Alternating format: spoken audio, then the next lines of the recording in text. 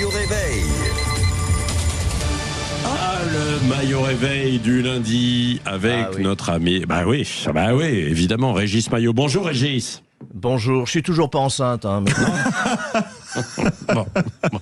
Allez, alors on va revenir, je crois, un petit peu avec vous, mon cher Régis, sur le remaniement. Parce que Sébastien Lecornu prévoit un ajustement dans les prochains jours et il y a quelque chose qui vient de changer justement les choses.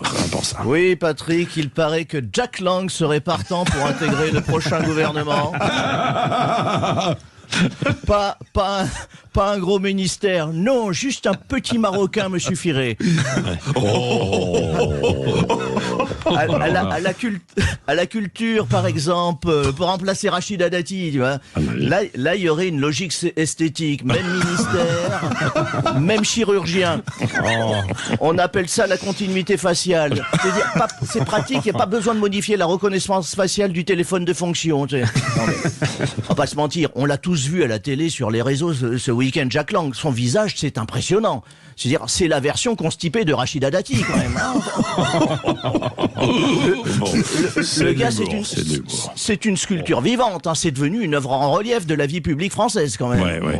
Bon, mais c'est vrai que l'information du week-end, c'est cette histoire. Empêtrée dans l'affaire Epstein, Jack Lang a finalement proposé sa démission de l'Institut du monde arabe, Régis. Hein. Ah, ça m'a filé un coup, quand même. C'est la première fois de sa vie que Jack Lang se retire de son plein gré. On n'avait jamais vu ça. Jack Lang démissionné, en pleine force de l'âge, 86 ans. C'est un âge où normalement on démissionne de son permis de conduire, hein, quand même. Non mais c'est beau, la jeunesse mitterrandienne, ça met 40 ans à comprendre qu'il fallait partir. Alors... Il y en a certains qui disent stop à la chasse à l'homme. Non, ce n'est pas de l'acharnement, c'est juste un retard administratif. D'ailleurs, comme dirait mon camarade Philippe David, il faut remettre la mosquée au milieu de la Médina. Je veux dire, la vraie question, c'est pas pourquoi il démissionne, ça c'est logique. La vraie question, c'est qu'est-ce qu'il faisait encore là, à cet âge-là, et à ce poste-là. C'est ça la vraie question. Pourquoi on l'a laissé rester aussi longtemps? Et à ce niveau-là, c'est plus de l'expérience, c'est de la fossilisation institutionnelle.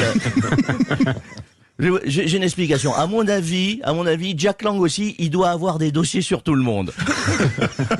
Il n'y a pas d'autre explication. Certainement, peut-être, il connaît une histoire de scandale sexuel impliquant Emmanuel Macron dans une maison de retraite. Je ne sais pas. Je ne veux pas savoir. Jack Lang, je vais dire, 5 ans ministre de la Culture, le reste de sa carrière, c'était un artiste subventionné. Des costumes jamais payés, des hôtels jamais réglés, une vision très personnelle du mécénat. Pour conclure, je dirais que Malraux voulait ouvrir les maisons de la culture. Lang, il aura surtout inauguré les buffets.